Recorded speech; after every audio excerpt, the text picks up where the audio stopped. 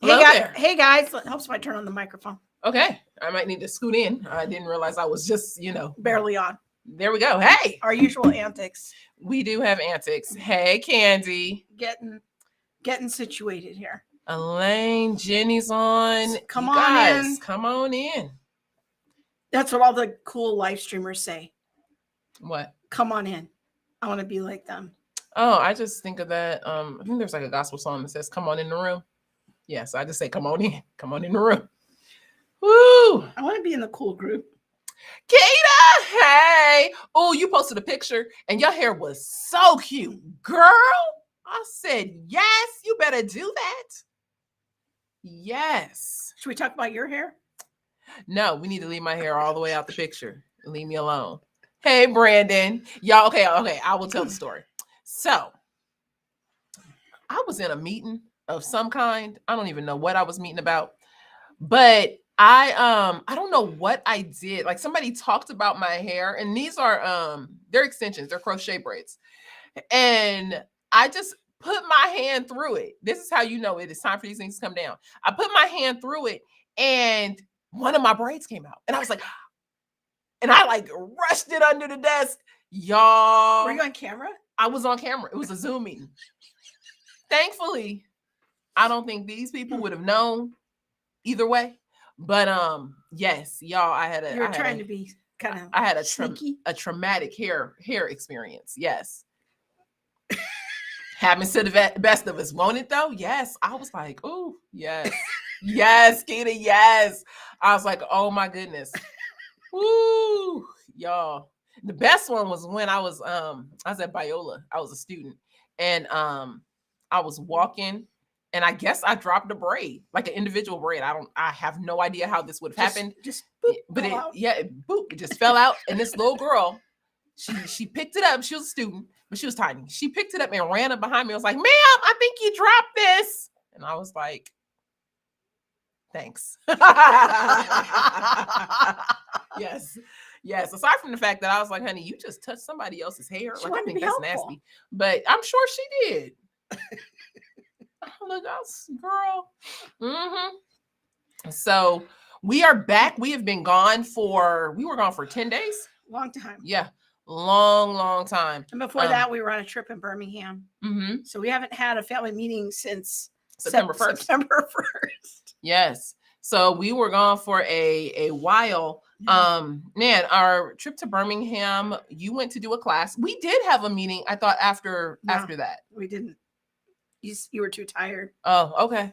We must have talked about that. We talked about it on the interview, I think, with Seth and Nerva. Yeah. But Krista is in class, and so she had an in-person class that she needed to be at. And so we went to Birmingham, and she did her weekend intensive, and then we stayed and we did a planning retreat. And And then you got to go to your first week of class. I did. I went to my first week of class, and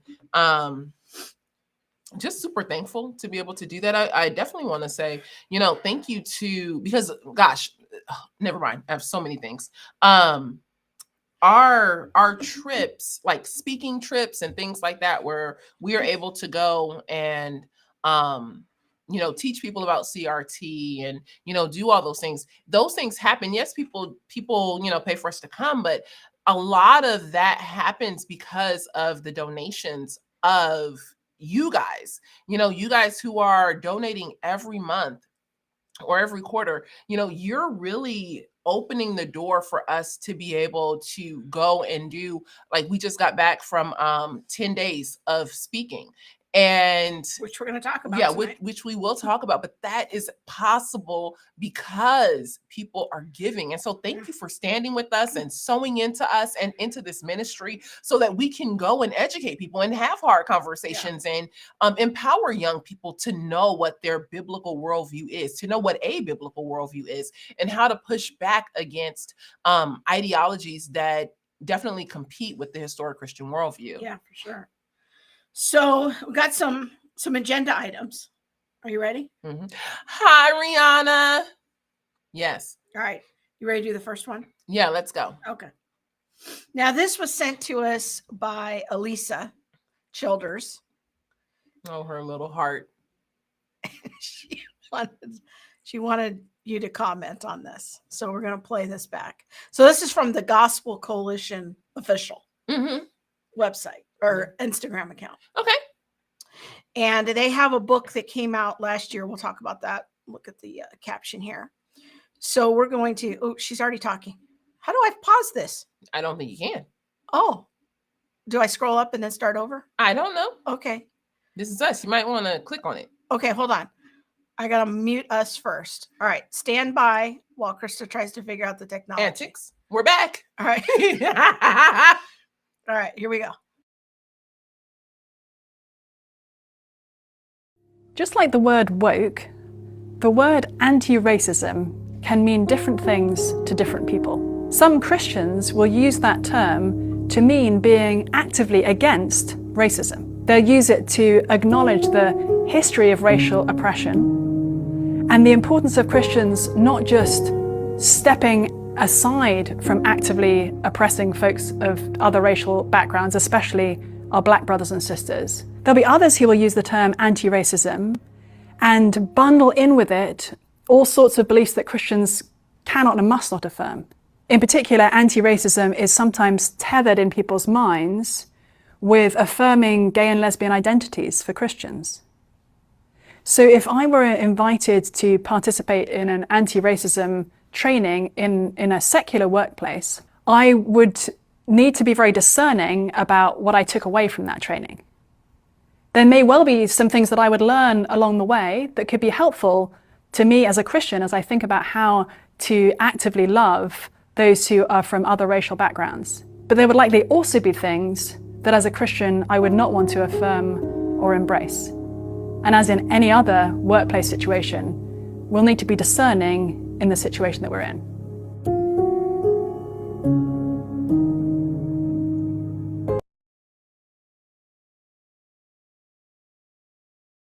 All right, we might need to watch it again. Or maybe not. There's so many issues with this, and I don't know this woman. So she's written a book. I'm going to put the book up here because I want to be fair. Mm-hmm. So this is the book that she's written. It's published by the Gospel Coalition. It's called The Secular Creed, Engaging 5 Contemporary Claims. It came out about a year and a half ago in April of 2021. And the premise of the book. Wait a minute, scroll, go back. Why are you yelling at me? All right. I'm not. It's so loud. All right. Because we sit in 36 centimeters from each other. Okay, so in this house, we believe that. So you ever seen those flags in people's yards that say, in this house, we believe Black Lives Matter, love is love. But is that the position of the book? Because I know No. So the premise of the book is that it takes these 5 ideas, Black Lives Matter, love is love, gay rights are civil rights, women's rights are human rights, transgender women are women. So these 5 slogans that we hear in culture right now, each of those, and tries to analyze them from a biblical point of view. Now, I read most of the book this morning. I read the Black Lives Matter chapter, the Love is Love chapter, and I skimmed through the Transgender Women Are Women chapter. So this video, and the author is Rebecca McLaughlin. I think that's how you say her name.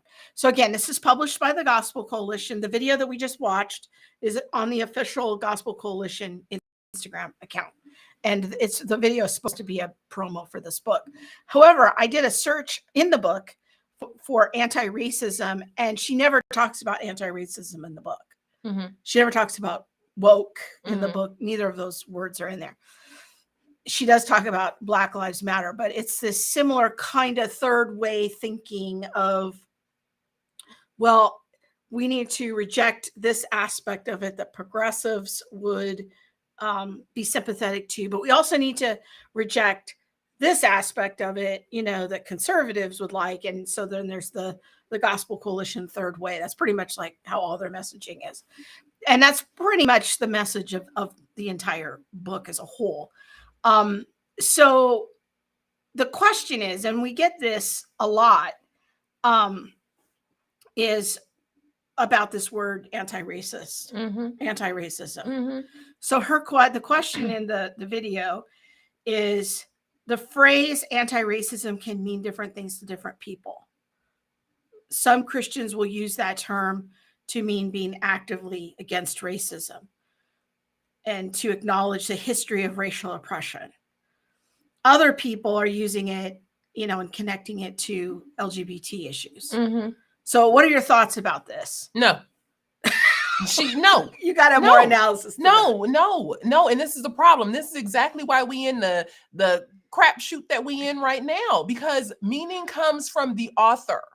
Meaning doesn't come from me. I can't take your little word and then be like, well, to me, it means no. Well, how was the word originally intended? So when we say, well, to me, the word means this, that's to buy into the postmodern framework on some level. Yes. Okay. So when I look at the word anti-racism to Chantal Monique Duson can mean rainbows, flowers, and unicorns. But to Ibram Kendi, anti-racism means something very specific. Now, just because you didn't put together your own little personal theology about what you think this word can and cannot mean doesn't mean anything. In reality, we are all living in reality. And you now are trying to make this third way of how we can accept this word. This is the problem that we have as Christians. We want to accept a little bit of culture, a little bit. I can just take the nuance. No, you need to reject the things that are anti-biblical, anti-Christ, anti-God, because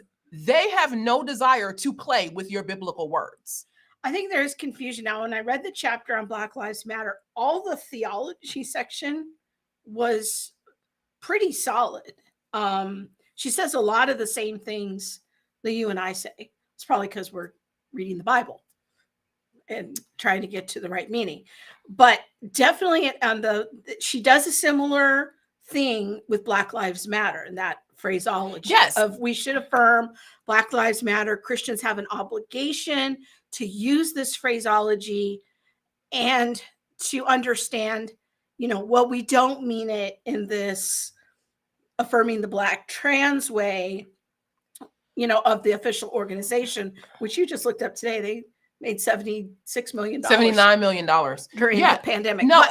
But this is what everyone wants to do, is they all want to have their own definitions. Well, I think, and Rihanna asked the point, it's the third way, not biblical. I think what the third way does is it brings a little bit of Christianity in and a little bit of the secular in, and it creates this, we can all just get along attitude. But it's the Christian who's saying, hey, look, we can juggle all the balls and we can all get along, while the secularist or the social theorist is saying, no, we can't. You either take all of me or you take none of me. Well, I think it's weird that Christians come up with their own definitions and then they affirm them. That's, to me, the weird part. It's like, well, everybody else in the culture is using the word anti-racism this very specific kind of a way. Look at my auntie, Lisa. She said, I know.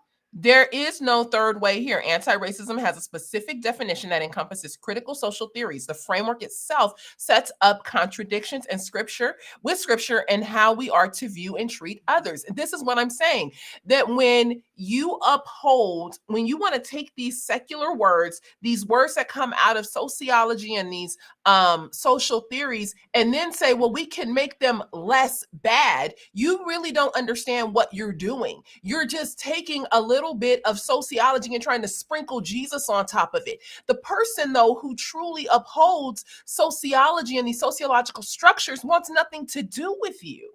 They don't want to deal with your little special definition. They don't want the Christians and the 10 people around you are going to. They don't want your definitions. They don't want your ideology. They don't want your God. But instead, what we're trying to do is make it fluffy, make it nice so that all the people can get in the room. At some point, we're going to have to understand this is about ideology, and it's going to lead in a division. That's what ideologies. I'm either side A or I'm side B, but I can't linger in the middle and try to be kumbaya with both sides. and it just, and I'm sure that there is an irritation in my spirit because of a conversation I've recently had where this has come up that we might hit on later, but quit playing. As Christians, we have to stop playing and thinking that, well, I can use this way in this special, that I can use this term in this special way and people won't be pissed off then. No, people don't want you or your God.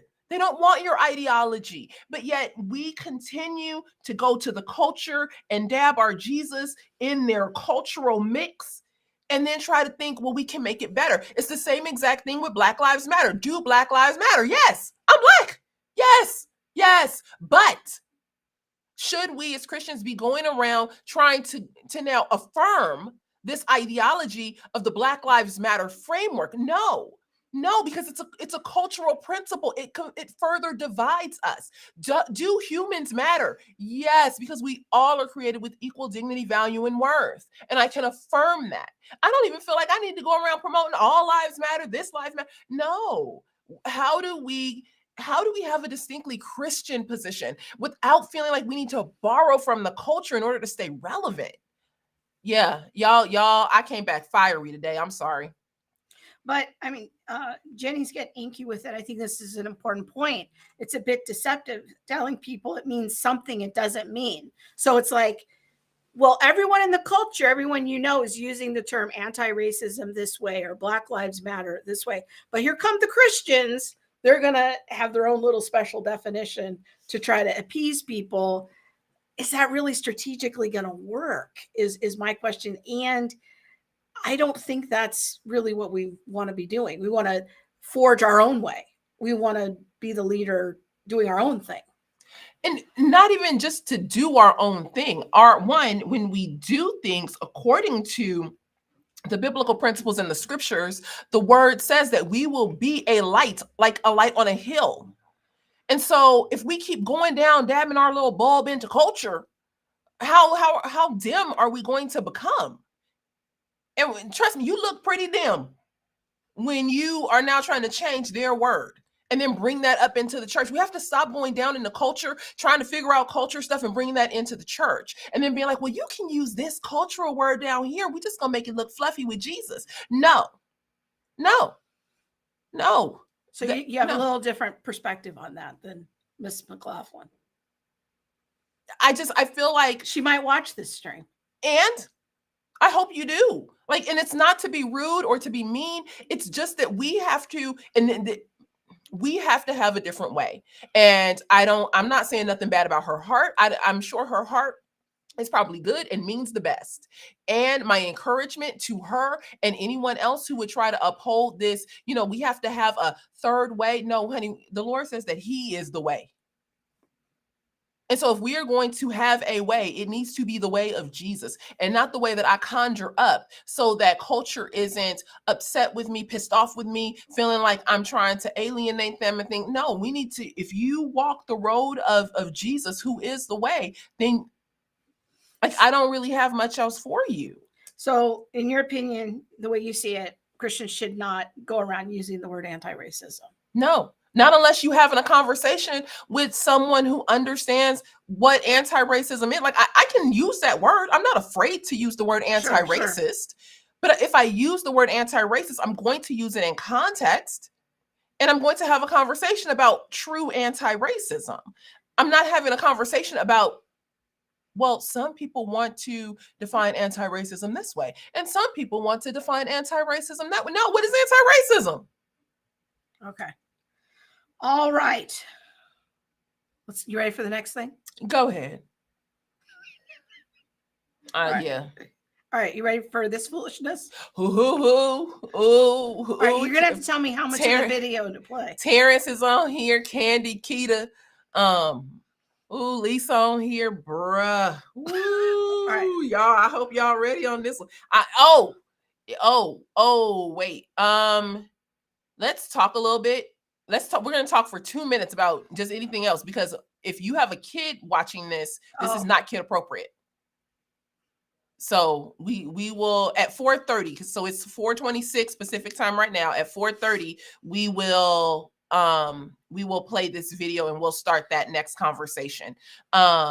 because we don't want to have your kid on here and then asking, what's this? Mama? Yeah, I can't have them letters coming in. I ain't trying to mess with no child's parent. The devil is a lie. So, gosh, what are we gonna talk about for 3 minutes? Well, somebody wants you to comment about, someone is asking about Thaddeus Williams using the term social justice A and social justice B. Isn't that borrowing from culture? I would say yes. I think that for me, the term justice is that's the term. I try not to use the term social justice unless I'm speaking specifically about social justice. I think his book really was hitting on something specific, and that was that's what he chose to do. But that's an area where we would, if we were writing the book, we would have done it a little differently. Yeah. But his book has made a huge impact, and everywhere I go, somebody's talking about it. So I can see, I guess, his position. But for me, I uphold the word justice. I'm realizing I forgot to take my allergy medicine this morning. That's unfortunate. So now my throat is like closing while we're on camera. Do you need to go get some? No. Do you need water? Right. You want some water? No, it's okay. All right. So hopefully you have your kids out of the room, or you have no. They still have kind of 3 minutes. They have 3 minutes. Is it anti-racist to take pineapple off pizza? You need to leave pineapple on the pizza, and then get your heart right with the Lord. Everybody needs to be having pineapple pizza. Oh, you know what? Who asked that question? That's Thaddeus. Oh, that is. The arm modeling made that book. No, I think it's the content that made that book. Thaddeus. Yeah, it set me up. I think it was the content that made the book. I just used the word justice. Do you believe the warped version of justice will hurt the church, or is it something to overcome? I believe that if we continue to, in anything that we embrace that is an ideology that is antithetical to scripture, I guess I would have to understand your definition of hurt. Do I feel like we're going to take a hit? Yeah. Like that's the enemy swinging, and I feel like we got hit. Because what people don't understand is that in using the term social justice in the church, if people don't understand, and I think Thaddeus does as well in his book, is threading out what social justice A and social justice B are. But when you just hear the term, we should be engaged in social justice. Well, social justice encompasses so many things. It encompasses abortion. It encompasses gay and transgender rights. It encompasses welfare programs and like education thing. Like it is way outside of the spectrum of what a lot of scripture talks about. Mm-hmm. And so when we as leaders, of any women's ministry, a pastor, an elder, when we just flippantly use these words and say, well, you need to be engaged in social justice without threading through what is God's definition of justice, you can easily lead people into believing that Micah 6:8, do justice, so I should be advocating for reproductive justice. And you use that example so often, and we wouldn't keep using it, except we keep hearing people do it. Yes. And so it's like, it's not some kind of straw man. Like we hear it all the time. Lisa says, I think she's referring to Thaddeus, was doing the same thing, framing justice from a biblical perspective, distinguished from the way it is hijacked from the secular culture. Okay, are we ready? We are. Do you want me to get you a water? No, I'm okay. Okay. All right, so do the setup for this video, because I watched it. I didn't understand it. So Michelle Obama she started an organization, and this organization has created a video campaign encouraging Black people to get out and vote. And then the video, I think the video itself is titled, because the main hook of the song says, no voting, no bucking. VUCKING. Do not think I have lost my mind and need to be snatched. It is the VUCKING. And on Twitter, it's on a Black dating app. And the campaign, I think, is When We All Vote. Okay. That's the name of the campaign. And it's paid for by some pretty big name people. And you have Janelle Monáe on there. She's a singer and actress. Shonda Rhimes, who's the creator of Grey's Anatomy, and gosh, what is that other one with Kerry Washington? It's I'll name the people I've heard of: Tom Hanks, Rita Williams, Wilson. Kerry Washington is the actress who Shonda Rhimes. J-Lo. I think I've heard of her. J-Lo, Lin-Manuel Miranda, who did Hamilton. Megan Rapinoe, she's a lesbian women's soccer player. She's real far left. Stephen Curry, I think that's Steph Curry. He's like a basketball player or a football player or something like that. So it's a lot of big names financing this. Yeah. Trying to get a particular group of Black people out to vote. Yes. And so this is what they have now sent to Blacks as their voting encouragement of the week. Somebody thought this was a good idea.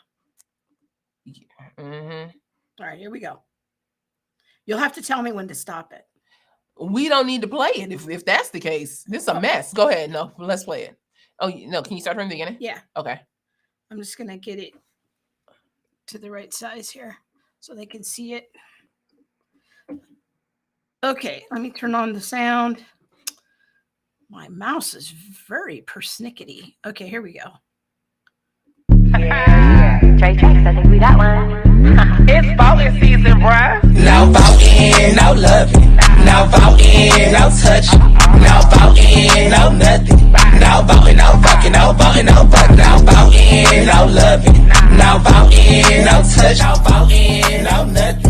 No voting, no fucking, no voting, no fucking. BLK app looking for some action. Swear the homie Scott was heavy. Face is a 9, abs a 10. D is a to be determined. He got mad jokes, he don't seem broke. The only red flag, he said he don't vote. This midterms for all the single Q. Wanna hit this booty, gotta do your civic duty. No voting, no loving. No voting, no touching. No voting, no nothing. No voting, no fucking, no voting, no fucking. No voting, no loving. No voting, no touching. No voting, no nothing. No voting, no fucking, no voting, no fucking. Yeah, don't stop now. Stuff my ballot box again. Brought my homegirl through. Put the buying partisan. Politics be so nasty. Make me wanna flirt ya. Show you how to be a poll worker. Legs in the air, I don't care. Anyone could get it. Universal health care. If you wanna come before the deadline. Come in the jacuzzi, gerrymander this coochie. No voting, no love, no voting.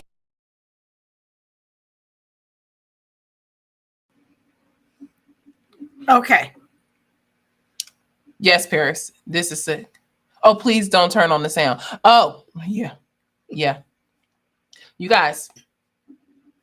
She taking notes. Yeah, no, because I listened to it, but then I wanted to make sure that we could talk about some of these lyrics. Y'all should if y'all don't watch Off Code, the new podcast with Kevin Briggins and myself, y'all should be watching, because we are talking about things that are happening in the Black community.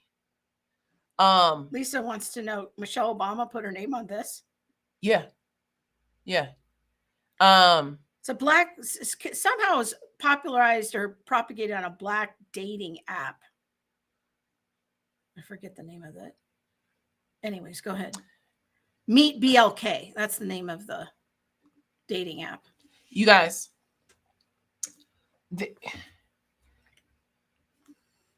we can't blame this on whiteness.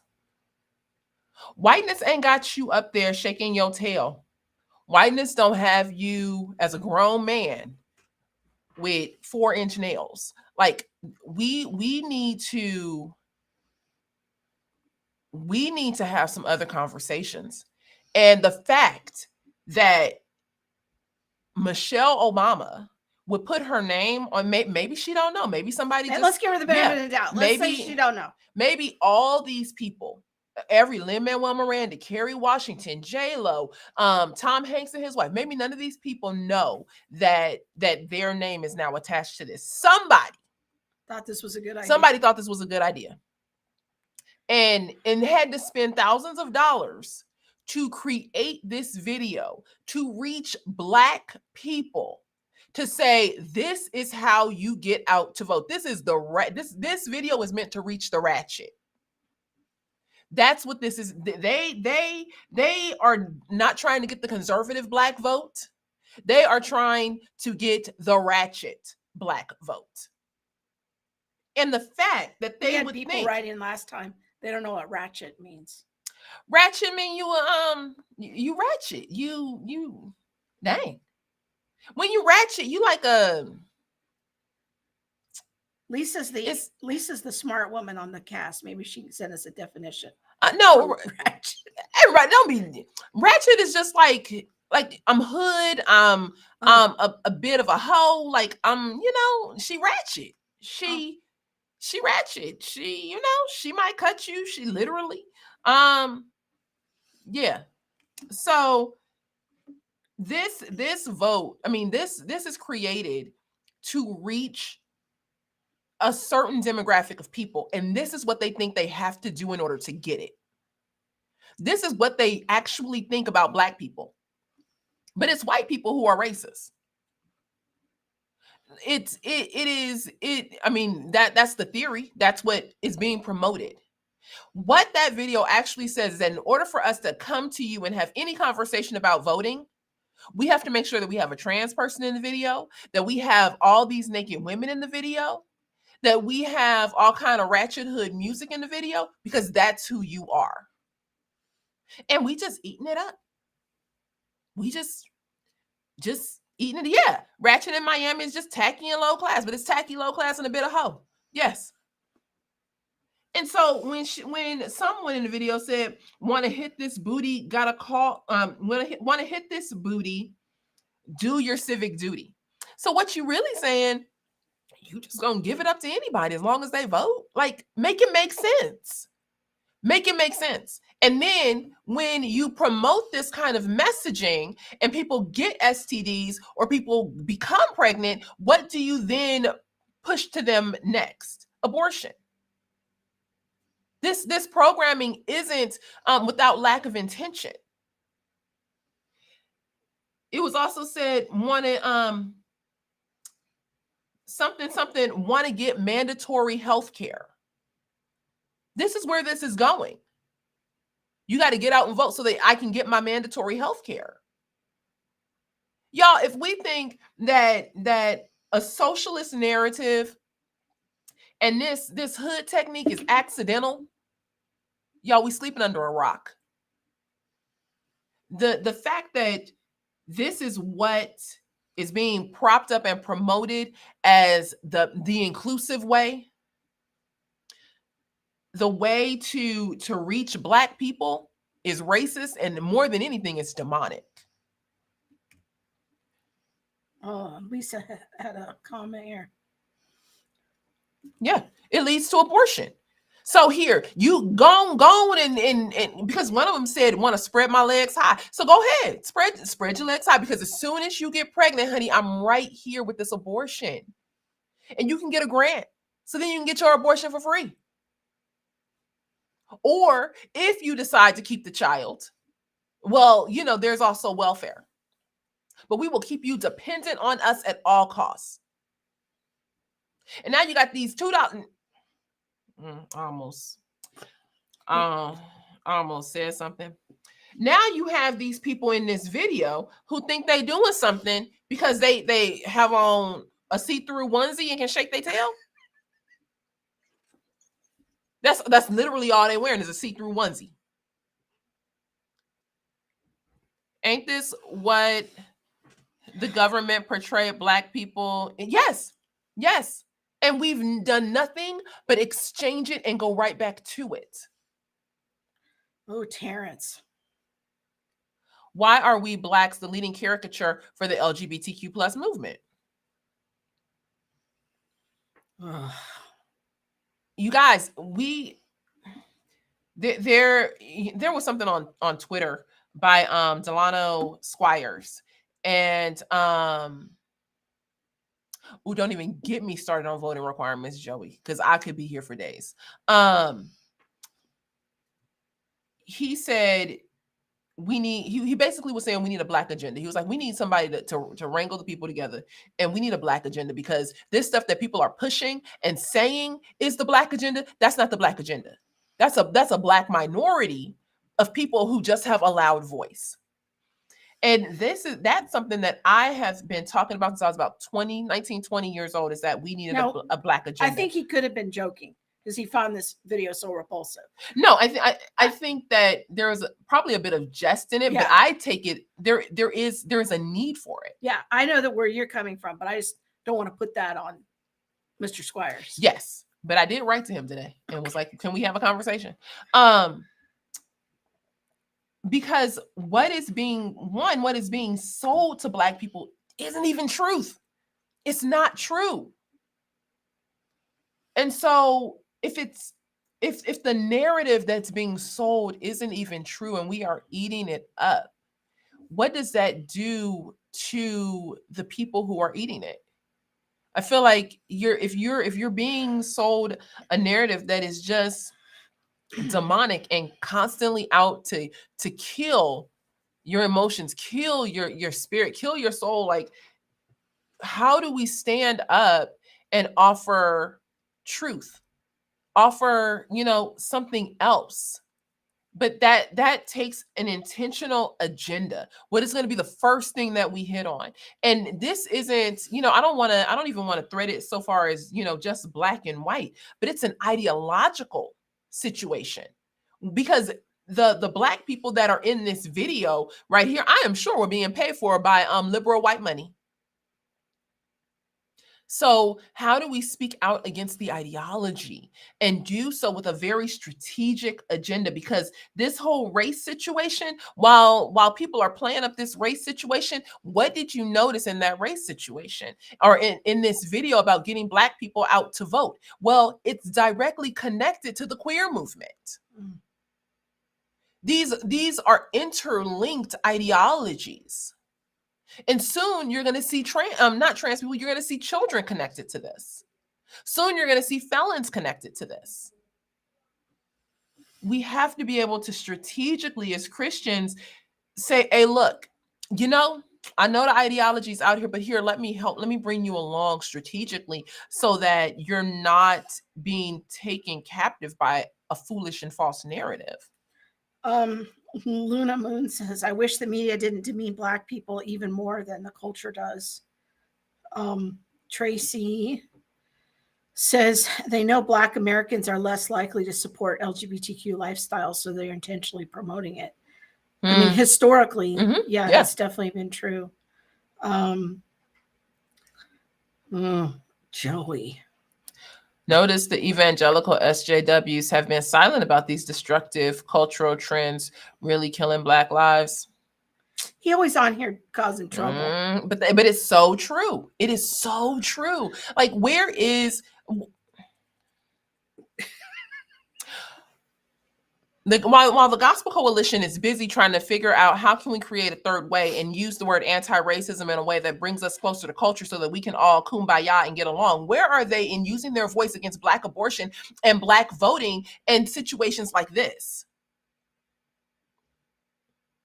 Why is there silence? Yeah. I'm waiting for Tim Keller.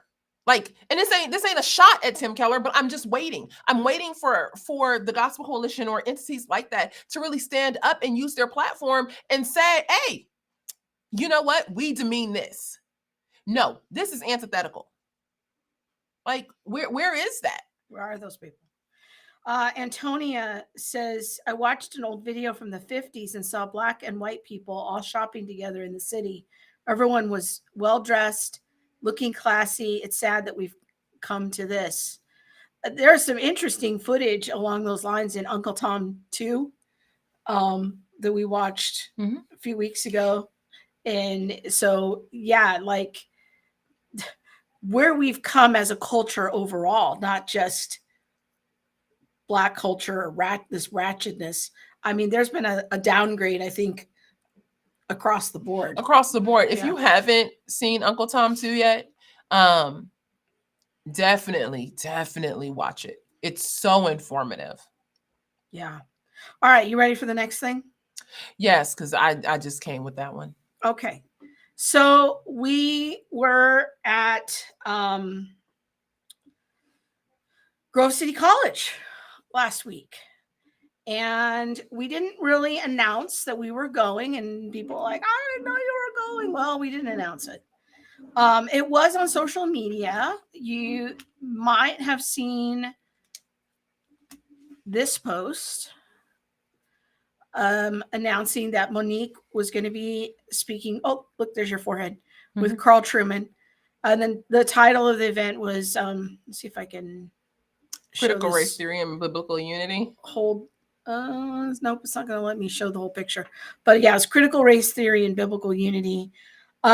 We thought it was going to be, again, it was at Grove City College, if I forgot to mention that. So this post, 9 comments on it. Not everyone was excited you were coming. No. This is a joke, right? Somebody wrote. And maybe it was the confusing title.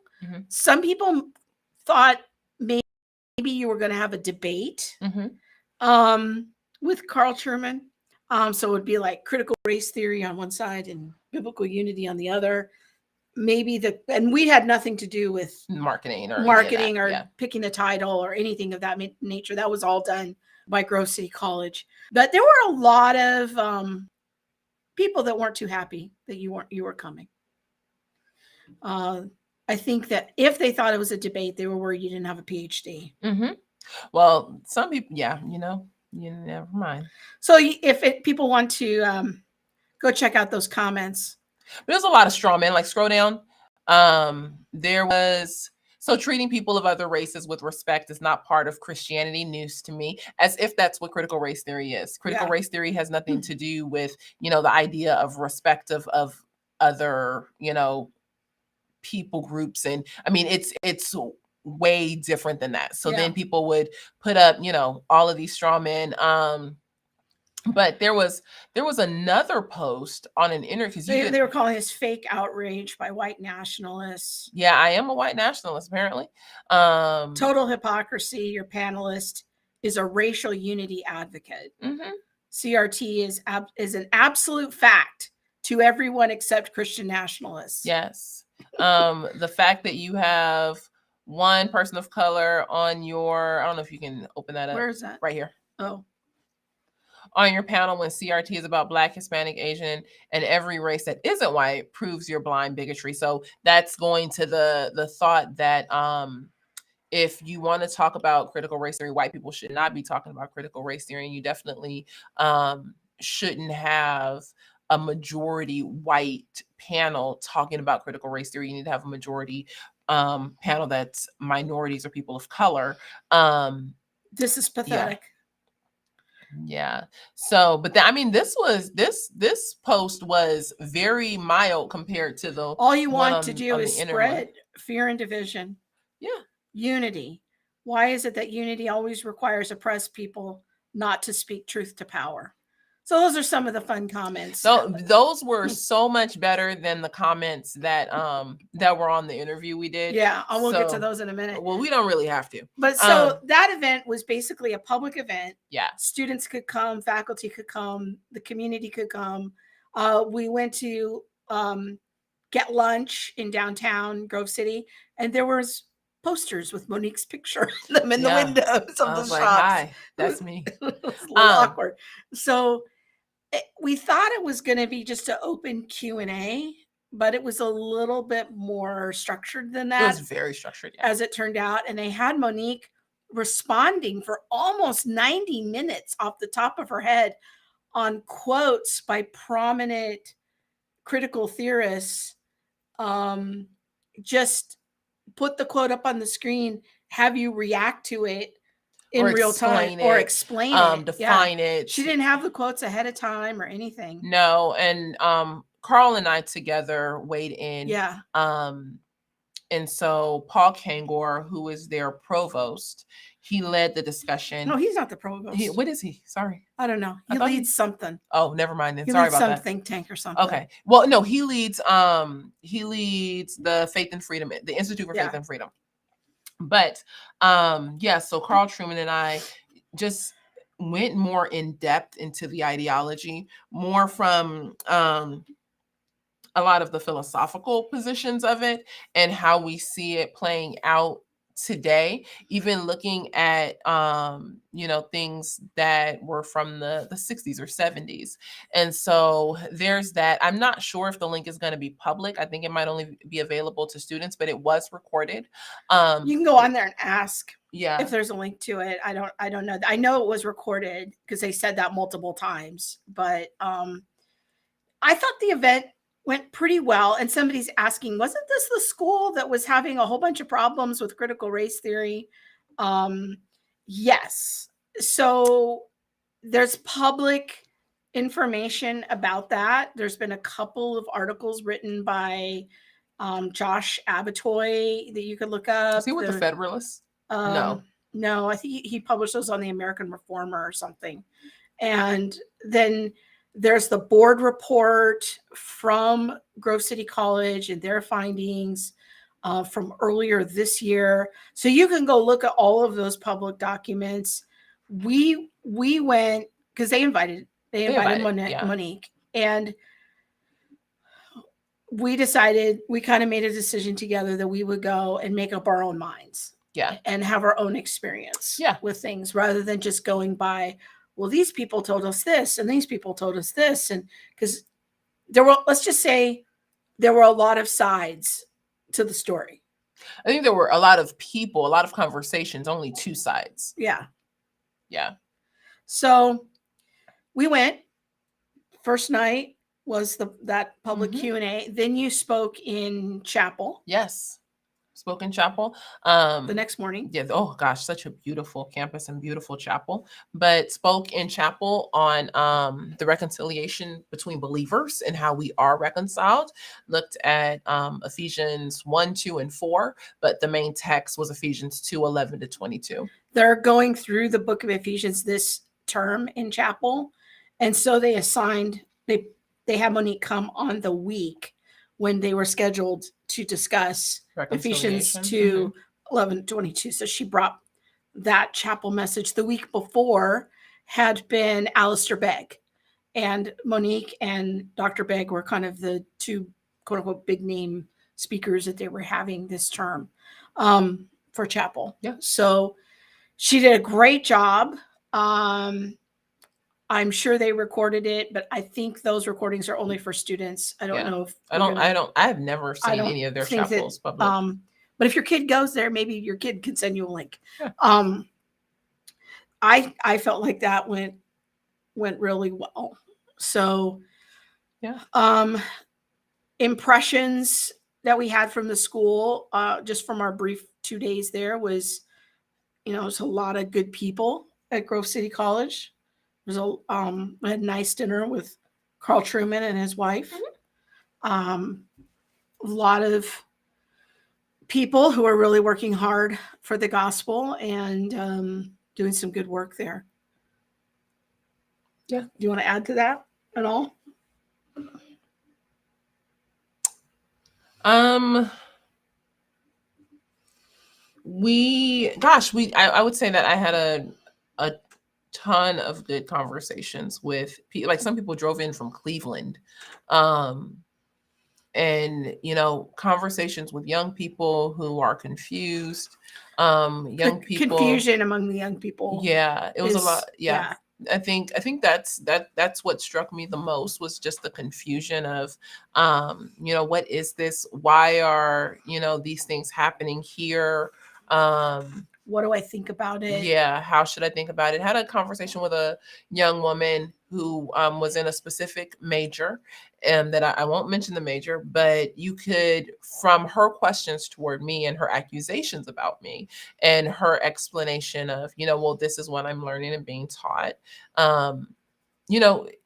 It was not surprising because of the major that she was in, that she would have more CRT leaning thoughts about systems and structures in America and oppression and minorities and things like that. So that didn't surprise me. I'm not surprised when, I bump up against the worldview anywhere. So yeah. I think that's probably all I'll say about that. Do you think you changed anyone's minds? I doubt it. No, I do think so. I do think You do? that Students' minds, maybe? yeah, I think for students, the question of, what do I believe about this? And if they were on the cusp and, conversations like, oh, I didn't realize this part of CRT, or, oh, this is why, and people said, I can see why that would be racist to participate this way.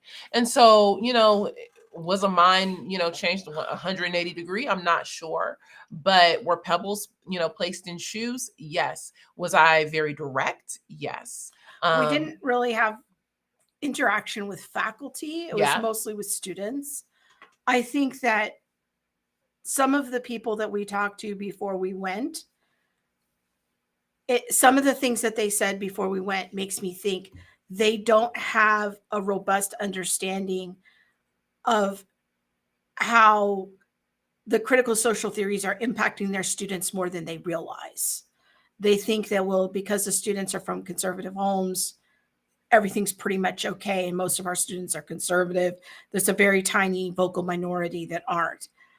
I don't feel certain that some people in the administration or some of the people in the leadership have a complete grasp on how confused many of the students are and understanding the impact that these things are having on them. Yeah, I would agree with that. Kim says, don't underestimate the power of God's truth. Some plant, some water, but the Lord brings the increase. I completely agree with that. And that was the goal. My goal was to go in and to declare truth. And we mostly went for the students. Yeah, I went for the students. Yeah. And I went to declare truth boldly. I was like, I know that I probably will not be invited back here, especially if, things are as true as, some of the things that I'm hearing from people. And so, yes, I'm going to go in guns blazing, declaring truth. And that was my goal. And that's what I did. I had a ton of comments that were very well received, but you can go on the interview that we did on the Faith and Freedom. So we did an interview at the last minute. It was unplanned. And they interviewed us for the Faith and Freedom podcast. The podcast itself is called Liberty Mail. So here we are as a little picture of us. Now this is on YouTube. So this is a public thing. It was a very short interview, so we couldn't go into a lot of detail. But we did talk about some things that this host, Grace, she's a lovely gal. I think she's a student. Mm-hmm. She's the co-host of the podcast. They threw me on at the last minute, which was such just great provision. So they really, this post has 374 comments on it. Yeah. Not everyone was happy we were there. No. And I think that was so that you can go on these and take a look at those comments and see what people thought. A lot of alumni in particular were upset about Monique being there. So. And that's okay. Like, I think that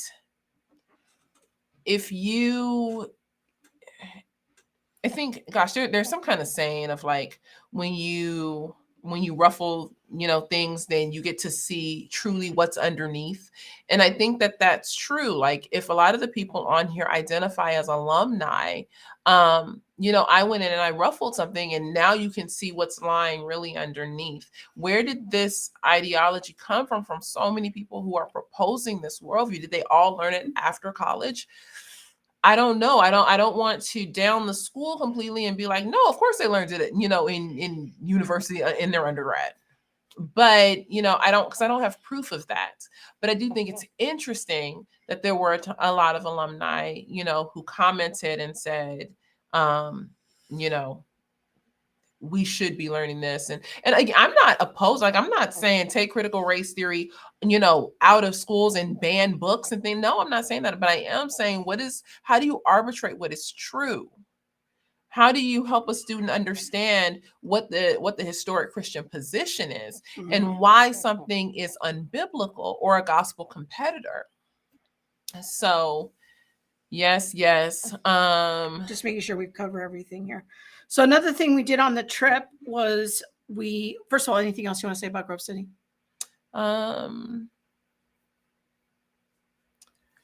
No, I guess not. We then went over, so we left Grove City, Pennsylvania, and went over to Clarion, Pennsylvania. And she was the main speaker at the Child Evangelism Fellowship Banquet. And then we did For the state of Pennsylvania. Yeah. And then we did 2 days of training. We did 1 full day of training on critical race theory and another full day training on queer theory. So, I was going to let people know we have a new training on queer theory. So that's kind of exciting. We did a good chunk of the second day talking about queer theory. Monique did an outstanding job of doing a new training on queer theory. I did kind of a theological overview of sexual orientation issues and gender. So that's kind of another new talk we have. And sorry. Yeah, go ahead. And let me explain why. Yeah. Because I know people will think the Center for Biblical Unity, we are talking about race. We started out talking about race. Yes, we will probably always talk about race. Yes. But when we talk about unity, we have to understand that our unity is founded on Jesus and that we need to be calling people to unity regardless of the social theory that is at play. So right now, I think we're not seeing the tail end of critical race theory. I think critical race theory will be around for quite a while. But what is on the scene currently? Critical queer theory. How do Christians unify around the truth of God's word as it relates to critical queer theory? What's coming on the scene after that? And someone put it in the chat about they watched a socialist video where they didn't want to call children anymore. Critical child studies is coming on the scene. Pay attention, people. What's on the scene next? And I don't know that it's gonna, be child studies and then, this and then that, but these are the things that are coming up. The critical social justice, while yes, the critical social theories encompass all of these ideologies and topics, but critical social justice looks at, how are felons seen as marginalized and oppressed people? And so how do we not marginalize or oppress felons? What do you think is happening? I think it's in Illinois with this whole safety, the safe, and then it's a capital T bill. Some people are calling it like the Purge law from that movie, The Purge. It's because criminals are seen as marginalized people. So what do we do to help the marginalized? What do we do to help the oppressed? And so these are things that are just right before us right now. Okay, California just, our governor just signed SB 107, which was a bill, into law stating that California is now a safe haven and can be a sanctuary state for LGBTQ plus or queer youth who are fleeing from either their parents or their state in seeking gender reaffirming care. So let's say I live in Alabama and I tell my child who identifies as queer and wanting to receive gender affirming care, no, you can. Even if my state said yes, no, you cannot. We're not going down that path. If my child runs away to California, they can seek safety here. Let's say I am a parent who says, yes, I stand behind you. We will go and get you gender reaffirming care. If my state says no, California as a sanctuary state will accept my child and me. It also acts as a safe haven for the parent to be able to flee to California to receive sanctuary. Gender affirming care includes everything from hormones, counseling, to, according to the World Health Organization, medical treatments, which is to me a euphemism for surgery, medical treatments if the child is 15 or up. So we have to understand that when a child is seen as oppressed, what does that mean? Another one because when we understand what it means for a child to be seen as oppressed in the eyes of the culture, we'll then be able to understand, well, why are all these laws being passed that protect children? Another one that's coming on the scene is Christian Christian privilege or Christian oppression. It's called critical religion studies. You guys, this stuff is here. And so we want to be the go-to ministry for all the critical social theories, where people can get a biblical perspective. Because, and it's not because we just want to, we gotta hold everything. No, that's not it. But we do want to continue to lead people towards scripture, because these things aren't going anywhere. And so how do we as family unify around Jesus and his word? That's the goal. And so, yes, you will hear us talking about queer theory. You will hear us talking about the critical social justice, movement. You will hear us talking about child studies, because our goal is to promote unity in regards to how we participate with these things as historic Christian believers. Okay. We're a little over time. Let's end with a question. You ready for that? Sure. Okay. Well, this was a good question for us to end on. Luna Moon says, how could I gain courage talking to people who stand for CRT and anti-racism while having extreme fear and anxiety? Maybe it's a spiritual problem and I need to pray and lean into God more. It's a very common question that we get. What thoughts? What say you? Oh, I would say, even if it's not a spiritual problem, you need to pray and lean into God. All of us do. And, especially in having these conversations, that's the first place. That was going to be my first answer, is that you pray and you lean into God and you lean into his word. Understand the word of God. That's the step number one.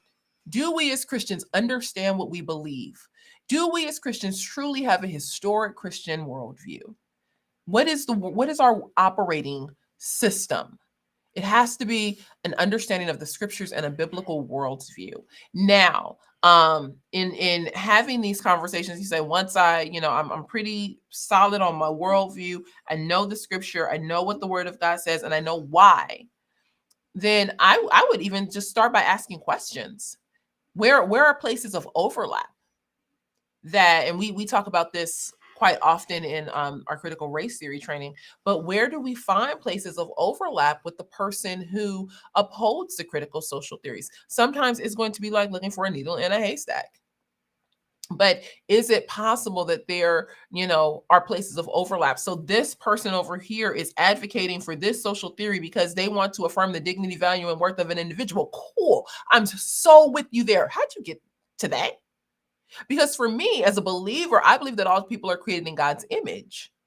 And if all people are created in God's image, then that leads me to fight for the dignity, value, and worth of the image bearer. What is your position? And so finding places of overlap and asking tons of questions help, just planting seeds. I feel like that's one way. I think that's one way that you and I had conversations, and you had some of those conversations with me. I think it's kind of a 3-step process. The first one is exactly what Monique says, is taking time, making the investment to get clear on your worldview. And there's tons of resources out there. You can listen to our podcast, all the things. You can listen to Off Code. I mean, there's lots of free resources. You can join a book group that we do. You can join a class. And we partner with other ministries. There's a lot you can do. They want Karen. I think that's me, not to interrupt. When we don't participate by that worldview, so keep going. Should I decenter myself? No, we don't decenter whiteness here. We here we understand that, we talk and we listen. We give opportunities. I didn't feel like she interrupted me. We kind of know each other's rhythm. Yeah.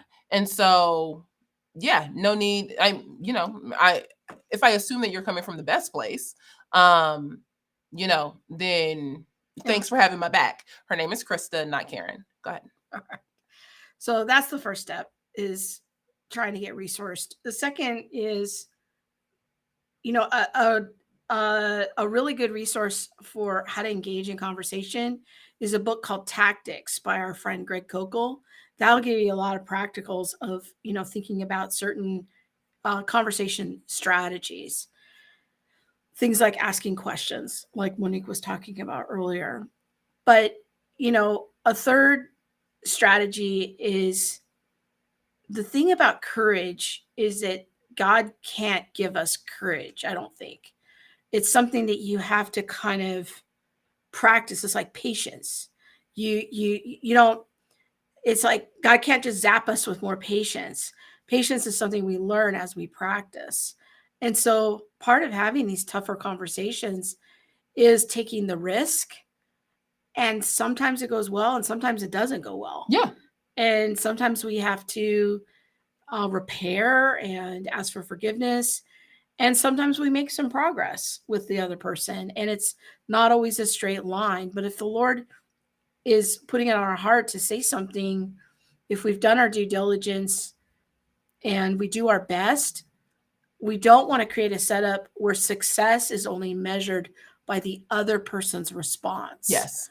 Sometimes success is measured because the Lord tells me to speak up and I do it because I'm obedient.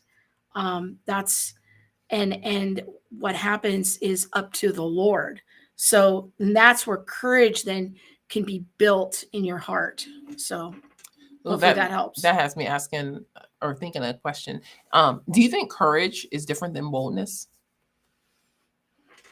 That's an interesting question. Because I think for me, like I've grown in courage since knowing you because I've watched you by example. Mm-hmm. And I have more of a picture of it, of what to do. So that also helps. Yeah. But it's when people are like, you know, how do I do this? Like to me, there's not a simple paint by number. This is how you do it. You just have to equip yourself, do the best you can, step into the risk when the Lord leads you, and then trust him for the outcome. And sometimes it'll go well, sometimes it won't. But if you make success be defined by the other person's response, it's always going to be continually discouraging. Yeah. I mean, I got some hard feedback from because we did 3 stops. So after we left Grove and Child Evangelism Fellowship, we went down to Atlanta. And in one of those places, I got some really hard feedback from somebody who, you know, upholds the critical social theories, and definitely has a very different position than mine. And you would never know. You would never know this person disagrees with my position. They just slip right under the radar. And I asked a question, and the response was so demeaning. And y'all know. It was rough. Like y'all know, like you ain't talking to me crazy. But y'all, when I say the Lord is good, He's working with you. And he really is. He's doing a whole new thing. Because Petty Mo stayed under control. Petty Mo did not make an appearance. But I graciously and I humbly listened, and I pushed back when I could and where I could. Which I feel like is thank you for your prayers. Because I asked for prayer, like seriously, like please, because I know my own attitude. But I could have, you know, left there. I left there. I was upset, but I could have left discouraged and defeated and feeling stupid, like this person called me. Well, stupid wasn't, foolish was the word. You know, and I could have left with that as my main takeaway, what I tucked away in my heart and things like that. And I'm like, you know what? No, that's not true. And just because this person upholds a different worldview than me, I did what I could to plant a rock in their shoe. And I mean, that's all I can do. At some point I have to trust the Lord that he is going to take it the rest of the way. He's going to do the work, even when I'm in conversations that are difficult. But you know, it's one conversation at a time. And so sometimes you might have one conversation and you know, it doesn't go that well. And then you kind of like, oh man, I don't know if I can do that again. But you go back to the Lord, you pray, and you take your broken little heart and you put it down there and you're like, Lord, this is my broken little heart. I can't believe that this conversation went this way. And, you know, I'm speaking from experience. I had to bring my broken little heart to the Lord and be like, Lord, you know, you and I both know that I could have cut this person from top to bottom. Now my heart is broken because Petty Mo did not make an appearance. But also, you know, like there's I say that in jest, but there's also a reality to, you know, what does it feel like to be rejected? What does it feel like to be, you know, called foolish, or to Called racist. be called racist, or to be told that you're harming your own people, or that, you know, someone told me on this trip that I use the Bible to beat people over the head with, you know, as a tool to use people to beat up people over the head with it. That, I'm not gonna lie, that hurts. I'm human. Now I do have thick skin, and I don't, you know, you ain't about to make me cry. I ain't about to punk out in front of you. But I am going to be honest and say that doesn't feel good. But what's more important is doing the work that the Lord has put before me. And I would say, let that be what spurs you on. You know, if you know that the Lord has been encouraging your heart to have a specific conversation with someone, have that conversation and allow the Lord to work in you and in your heart and in them and in their heart. So I'm curious what are you done? Because I don't want to interrupt you. I think you should decenter whiteness personally. No, I'm just playing. Love you. Oh, go ahead. All right. I'm curious what you would say, what your thoughts are in this question. I would start by asking questions without offering your perspective unless requested. I don't see a problem with that. I think are you kind of that opinion about not offering a perspective unless requested? Sometimes, yes. I think that when you can ask a question, and this is truly what happened in one of the conversations that I'm referring to. I asked a question and then I sat quiet. I didn't give my perspective. I gave my perspective when that person started shooting attacks at me and shooting, you know, guns toward me. I was like, well, hold on. Let me go ahead and offer you some additional information. But no, you can ask a question, leave it open-ended, and allow people to walk through. Honey, they will walk a mile. And then you can gain insight into what they're thinking and what their worldview truly is. And then you can say, well, thanks for sharing. I really just wanted to, you know, what your thoughts were on it. Then you can go back, do the research. Yeah, that's a good strategy, because in the first few conversations, you could just look at it more like data collection and be asking questions to, you know, of the nature of like, I want to understand this better. Or can you give me an example? Can you give me more details? Then you're just data collecting. And that's people love to share about themselves. Mm-hmm. And then you have some things that you can go back and research privately. And then maybe you come back to the conversation 3 or 4 conversations down the road. And you're like, hey, you know, I was reading an article about this topic, and I was wondering if you'd given any thought to this issue. I like what our friend Jim Wallace says, is that sometimes a well-placed question is actually more valuable than giving someone an evidence or an argument. Mm-hmm. And that was a tactic that I used with you a lot, was, okay, rather than coming back and saying, you know, well, here's this evidence or here's this counter data, I would sometimes take a few days to think of what's a well-placed question that kind of will bring or surface a presupposition that you would have. Mm-hmm. And then we could get into that discussion. So yeah. Gosh, what was I going to say? But it's a great question, Luna Moon, whatever your name is. Luna Moon. Moon. So yeah, the asking the question and allowing people to answer truthfully. Yeah. And you can just listen. Yeah. And then go back they love to talk. Yeah. Yeah.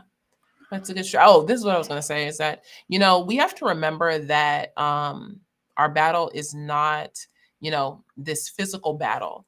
Yes, people will hurt us, people will reject us, and we will feel that physically. We'll feel it in our heart and our emotions and things like that. But the truth of the matter is that our battle is a spiritual battle. And as Christians, we also need to be skilled in the art of war. And so as we are becoming skilled in the art of war, part of that is understanding how to have a strategic skill set. And so I think asking questions is part of a strategic skill set. Listening can be part of a strategic skill set. Allowing people to not come into your, like, all of your space. But one of the things that I notice with the CRT crowd, or the critical social theory crowd, is that they really adopt this idea of the long march through the institutions. It's a strategy for them. And so They're if very patient. they're in they're other very, words. they're very patient. Sorry, I interrupted. Oh girl, please don't. We are not going to be doing this all night long. The devil is a lie. Mr. Sealskin has 2 subscribers. I looked him up. Girl, leave him alone. Don't nobody care about that. Nobody got time for that. But we also need to be skilled in how we do our war. The weapons of our warfare are not carnal. And so if the weapons of our warfare are not carnal, honey, you need to get familiar with your warfare. You need to get familiar with the art of war. Because what I saw over the last 10 days that we've been gone is that there are people who are participating, like, just from like stealth mode. Stealth mode. If you were to see them, you would see a smiling, friendly person. You would never Leader. realize, never, ever. They're so far under the radar, and yet they sit right next to the most influential people in some organizations. And that is going to be the doom of certain organizations. And so we need to understand that that the same way, people of the other ideologies will participate according to the long march through the institutions, we gonna have to buckle up and know that this is also a long road that we're gonna have to walk as well. Yeah. Natalie says this is a good way to pray. It's much harder when the people you have to talk to are your own children. Yes. Because you're emotionally involved. Yep. Yeah. It's tough. There's just no 2 ways about it, because we love our kids and we want to see them make, good and godly choices. And I think parents often they fight hard. And it's like, man, I definitely have a heart for parents who are engaging in this battle with their children. Mel says, shrewd as a serpent and innocent as a dove. Yes. But see, my bird is a little special, because I try to be shrewd as a serpent, but honey, this dove will cut you too. That's why I need prayer. I need prayer, because that innocent part, I got to sure grow people in always it. take you seriously, that you're a work in progress. I need a shirt that say work in progress. I have no reason to lie to you, honey. None at all. Stealth mode. Can you uncloak them? That is the moral dilemma, isn't it? Yeah. I think we've taken a strong position on, even when it would be very easy to uncloak someone or people, also remembering gossip, also remembering, like, trying not to enter into, modes of gossip, trying not to air people's, things that they've told us privately, and things like that. It's pray for wisdom, because it's a hard line to walk, to make sure that we are, as much as we can, being, in alignment with the Lord's word. And there's just tough conversations we have at times, like, I'm not really sure, and this is my understanding of what we should do scripturally, but I'm not really sure. So yeah, you guys, we're back. We look forward to more conversations this month, and thanks for hanging out with us for a while. Yes, it's so good to be in the room with y'all. So this is Karen. Who's Karen? And Monique. Signing off. Girl, I'm gonna tell you right now, I am not gonna have this discussion with you after we sign off of this. After we hang up. No, we are not about to let nobody be up in your emotions. Not today. I ain't got no time for that. Bye, you guys. We'll see ya.